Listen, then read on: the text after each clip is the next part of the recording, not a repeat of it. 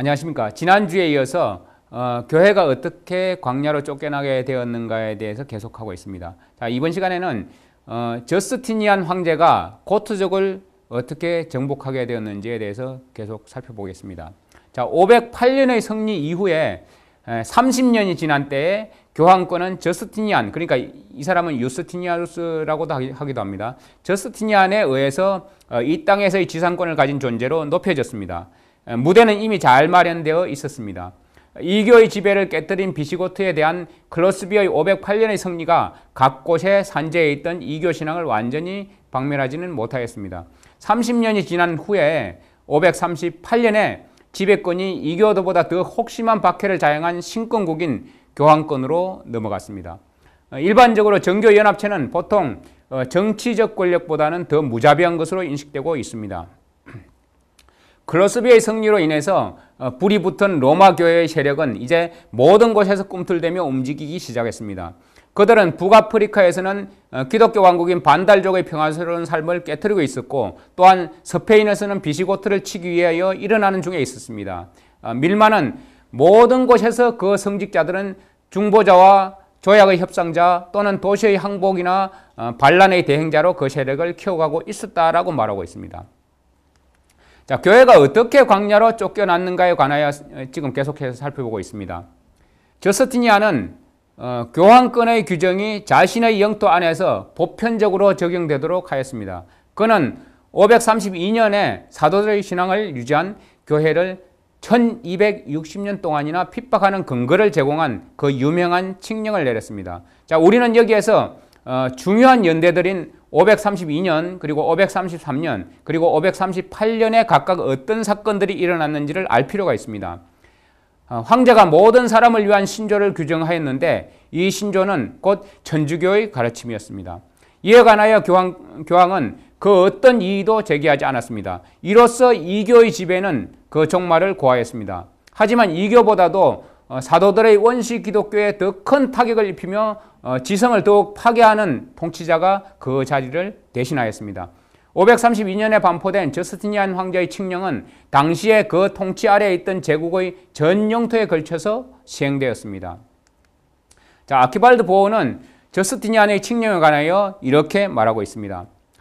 모든 사람을 하나의 신앙으로 연합시키기 위한 그의 칙령에 따라서 유대인이든지 이방인이든지 혹은 그리스도인이든지 관계없이 석 달 안에 천주교의 신앙을 받아들이고 그 신앙을 고백하지 아니하면 그 누구를 불문하고도 공민권이 박탈되고 정부나 군대의 어느 직책에도 고용되지 못하였으며 유언을 통해 무엇인가를 남길 수 있는 자격도 없었으며 또한 그들의 재산은 그것이 부동산이든 동산이든 모두 몰수당하였다. 이러한 방법으로 천주교의 신앙이 강요되었음에도 많은 사람이 이에 저항하였고 그 결과로 황제의 칙령이 그들에게 매우 엄격하게 집행되었다. 자, 엄청난 수의 사람이 아내와 자녀와 함께 자신들의 거주지로부터 벌거벗겨진 채 쫓겨났다. 다른 사람들은 자신들의 생계를 위하여 챙길 수 있는 만큼의 것들을 가지고 전력을 다해 도주하였다. 하지만 그들은 자신들이 가지고 있는 그 얼마 안 되는 것조차 약탈을 당하였으며 그들 중 상당수는 길을 지키고 있던 천주교도 소작농들이나 군인들에 의해서 비인간적으로 대량 학살을 당하였다라고 기록하고 있습니다. 자, 하지만 북아프리카와 이탈리아가 정복되었을 때 532년의 이 칙령도 제국의 군대를 따라서 그곳으로 들어갔습니다. 이 혹독하고 파괴적인 칙령은 그 적용 기간으로 명시된 3개월이 지난 후에도 그 시행이 멈추지 않고 계속되었습니다. 이처럼 이 칙령은 선지자 다니엘이 언급한 1260년의 기간으로 향하는 길을 열어놓았습니다. 532년의 칙령으로 저스티니안은 모든 참되고 신실한 신자들을 가장 비참한 상태로 몰아넣었습니다. 하지만 533년의 칙령을 통해서 그는 교황권을 이 땅에서 차지할 수 있는 최고의 지위로 올려놓았습니다. 하지만 교황권에 대한 이 같은 높임은 전쟁의 승리를 통해서 그것이 실제로 효력을 발휘하기까지는 단지 칙령에 불과하였던 것입니다. 따라서 처음에는 이 칙령이 그의 영토 안에서만 적용이 되고 있었습니다. 하지만 538년에 이탈리아를 차지하고 있던 오스트로고트가 멸망하고 교황권이 더 큰 세력을 얻게 되었을 때는 이 두 칙령이 모두 전 유럽에 걸쳐서 적용되게 되었습니다. 자, 저스티니안은 533년에 교황에게 다음과 같은 글을 보냈습니다. 우리는 전 동방의 모든 사제가 성악께 복종하고 성하의 이름 아래서 연합하게 하는 일을 더 지체하지 않고 시행하였습니다. 또 같은 편지에서 그는 또한 이 같은 말을 하였습니다. 우리는 교회의 지위와 관련된 문제는 그것이 아무리 분명하고 흠잡을 데가 없다 할지라도 모든 신성한 교회의 머리 되시는 성하의 제가 없이는 진행되는 것은 그 어떤 것도 참을 수가 없습니다. 라고 기록하고 있습니다. 자, 저스티니안은 사실상 이교도를 참지 못한 것이라기보다는 사도적인 원시교회가 성서적인 원칙을 고수하며 로마 교황에 복종하지 않으므로 연합이라는 명분을 가지고 참 교회들을 파멸시켜 교황의 이름으로 하나 되게 하고자 했기 때문입니다. 저스티니안은 534년에 자신의 장군이 반달족을 멸망시켰다는 소식을 듣고는 매우 의기양양하였습니다. 그 후에 그의 행동에 관하여 역사학자 기뽀는 다음과 같이 기록하고 있습니다. 반달족의 세상적 영적 폭정을 끝장내고 싶어 못 견뎌하는 그는 지체 없이 천주교회를 온전히 설립하기 위한 일에 착수해야 했다라고 말하고 있습니다. 자, 저스티니안은 오스트로고트에 관하여 선전포고를 하고는 그들과의 전쟁을 위하여 자신의 장군인 벨리사리우스를 급파했습니다. 여러 차례의 승리를 거둔 후 이 장군은 그의 군대와 함께 로마에 입성하였습니다. 오스트로고트족은 15만 명의 강력한 병력으로 저스티니안의 군대를 포위 공격하려고 하였지만 그만 술책에 빠지고 말았습니다.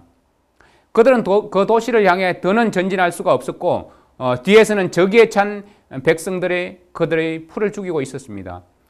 토마스 호키는 오스트로고트 전 나라가 그 공격을 위해 집결하였으며 그들은 그 포위 공격을 위해 자신들이 가진 온 힘을 쏟아부었다라고 말하고 있습니다. 그는 계속해서 이렇게 기록하고 있습니다. 그 포위 공격이 시작된 지 1년하고 9일이 지난 때에 최근 들어 강하고 의기양양해진 한 군대가 그들의 천막들을 불태우고 다시 밀배한 다리를 건너갔다. 이 야만인들은 몸을 돌려 북쪽을 향해 가면서 틀림없이 자신들이 그 운명의 땅을 두고 떠나는 많은 용감한 사람들의 죽음을 생각하였을 것이다. 그중 얼마의 사람들은 아마도 자신들이 다른 모든 무덤보다 더 깊고 더 넓은 하나의 무덤, 곧 고트 왕국의 무덤을 그 이탈리아 땅에 판 슬픈 사실을 어렴풋이나마 느꼈을 것이다 라고 기록하고 있습니다. 자, 538년에 일어난 사건들로 교황권은 세속적 권력의 발판을 마련하였습니다. 교황권은 지속해서 독립적인 주권을 주장할 수 있었고 따라서 통치권을 확보하기 위한 계획들을 실행하는 일에 더욱 박차를 가할 수 있었습니다. 이탈리아에서의 교황권이 통치 세력이 되는 것은 궁극적으로 그곳에 두 개의 통치 세력이 존재하게 됨을 의미하였습니다. 또한 다른 나라들에서 생길 같은 방식들에 대한 선례가 된 것이죠. 자, 오스트로고트 세력의 몰락은 연합된 이탈리아가 자신들의 왕을 보좌에 앉히는 일을 방해하였습니다. 역사학자 밀만은 오스트로고트의 멸망에 관해서 언급하면서 이렇게 기록하고 있습니다. 헬라인들이 이탈리아를 정복한 것은 대부분이 천주교의 성직자들이 행한 일이었다. 고트 왕국의 멸망은 이탈리아에 끊이지 않는 재해가 되었다. 그들의 멸망과 더불어 치명적인 로마 교회의 정치가 시작되었다. 이것은 적어도 이탈리아에는 치명적인 일이었다. 그 후로 이탈리아는 그 전 영토나 그 영토의 대부분이 하나의 통치 권력 아래 놓였던 적이 없다. 교황권이 기독교 안에서 어떤 의미로 존재해왔는지에 관계없이 이탈리아의 독립과 이탈리아의 연합에는 그것이 영원하고도 뼈에 사무치는 재앙이 되었다라고 기록하고 있습니다. 자, 이렇게 이탈리아는 지금까지 두 왕이 통치하는 이상한 나라가 되고 있는 것입니다. 자, 베드로의 계승자임을 자처하는 사람이 10평방마일만을 통치하든지 아니면 1000만 평방마일을 통치하든지 거기에는 별 큰 차이가 존재하지 않습니다. 만일 그가 통치한다면 그는 다른 모든 군주들처럼 진정한 의미에서의 왕이 되는 것입니다. 오늘날 그는 바티칸 제국의 황제입니다. 그는 자신의 대사들을 임명하고 그리고 화폐를 주조하고 또한 자신의 우편 제도를 가지고 있습니다. 그는 이미 왕이 되어서 개신교에 속한 교회들의 그 어떤 수장보다도 더 위에 존재하고 있지 않습니까? 이 왕권은 교회와 정부의 연합을 요구합니다.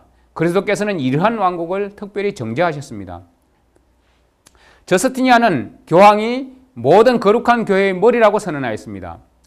교황들은 이 호칭이 오류를 범할 수밖에 없는 한 인간에 의해 주어진 것임을 이미 오래전에 잊어버렸지만 그 권세를 주장하는 일은 절대로 잊은 적이 없다는 사실입니다. 자, 저스티니안이 교황권의 왕자를 이탈리아에 속에 있게 하였습니다. 이것은 하나의 주권 속에 또 하나의 주권을 만드는 것입니다. 이 황제의 성격 속에서 이 일이 이탈리아 사람들에게 가져다 줄 쓰라린 결과들을 볼 수 있습니다. 저스티니안은 과연 어떤 인물이었을까요? 기뽀는 그에 관해서 다음과 같이 선언하고 있습니다.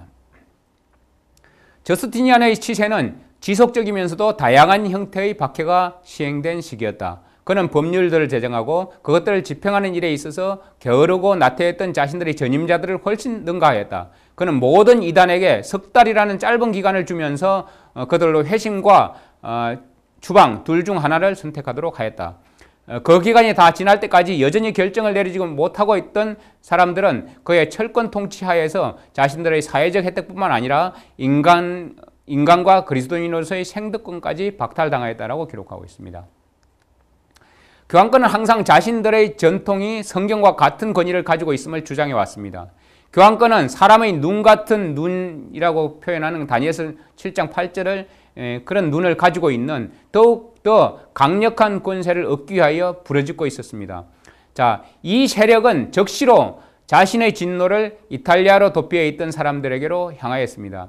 그들은 오스트로고트의 왕 데오드르의 관대한 통치 아래서 자신들의 안전을 확보하기 위해서 저스티니안의 칙령을 피해서 동방으로부터 도망온 그런 사람들이었습니다. 이 사람들은 교황권이 다니엘서의 작은 뿌리며 또한 사도 바울의 편지들에 나오는 죄의 사람임을 확신하고 있던 왈덴스인들과 합류하였습니다. 로마 교회는 저스티니안이 그 교회에 부여한 그 숭고한 칭호를 받아들였던 것처럼 그 박해 정책도 역시 받아들였습니다. 바로 그때 참 교회에는 큰 독수리의 두 날개가 주어졌으며 그 교회는 이 날개로 창세로부터 지금까지 이러한 환란이 없었고 후에도 없을 큰 환란을 도피해서 도망하였습니다. 자, 이렇게 암흑시대가 시작된 것입니다. 무자비하고도 지속적인 박해는 정교연합 정책의 수단으로 쓰였습니다. 로마 교회는 그 어떤 로마 황제가 가졌던 권세보다 더 큰 권세를 휘두르며 참교회를 점점 더 광야 깊숙이 몰아넣습니다. 하지만 이 역경과 시련들로 인해서 그 핍박받는 교회는 하나님의 섭리의 손에 의해서 1260년의 끝에 박해자가 죽게 되었던 상처를 입을 때까지 그때가 이럴 때까지 더욱더 밝은 빛을 발하면서 생존할 수가 있었다는 사실입니다. 자, 계시록 13장 3절 5절에 1260년이 538년부터 그 이후 1798년인 것을 우리에게 제공해 주고 있습니다. 여기서 하나의 질문은 1798년에 대한 묶어 연결해 주는 사건은 무엇인가 하는 것입니다. 그 해에 교황권은 프랑스 혁명군에 잡혔고 그리고 추기경 대학은 폐지가 되었고 종교 자유는 로마 시내에 선포되었습니다. 그리고 그 이듬해 이 교황은 옥살을 하게 됩니다. 자, 1260년의 마지막에 대해서는 길게 설명하지 않을 것입니다. 다음에 그 부분을 자세히 다루게 될 때가 있을 것입니다. 여기에 대한 내용은 자세한 내용은 이것이 기독교회사입니다라는 책 24장을 참고해 주시면 감사하겠습니다. 자, 울필라스는 계속해서 앞으로 나아갔습니다.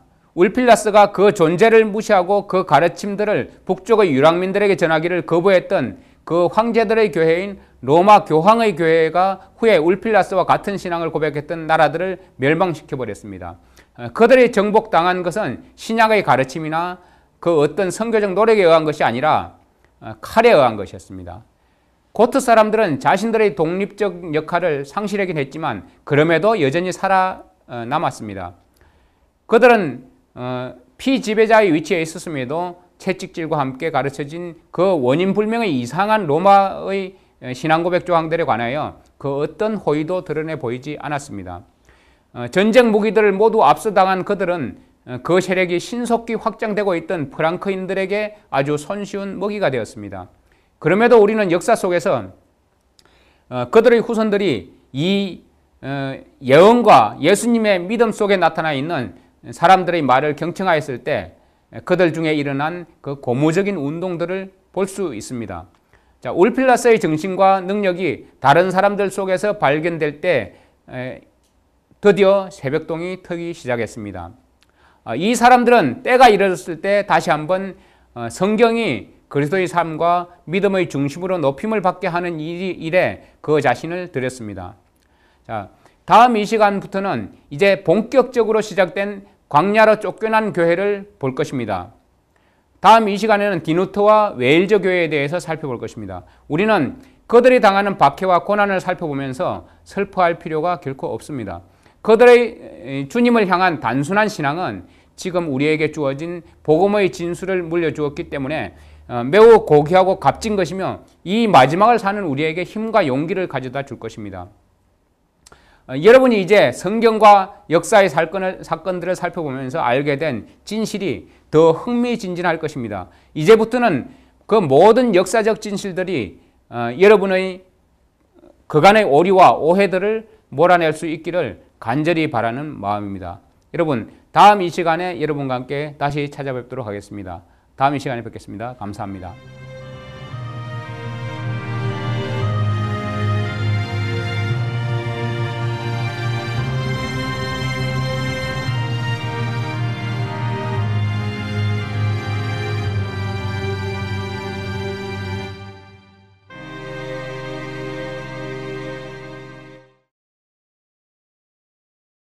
당신은 행복이 가득했었고 불안이나 걱정도 없었습니다. 하지만 당신은 세상을 살아가면서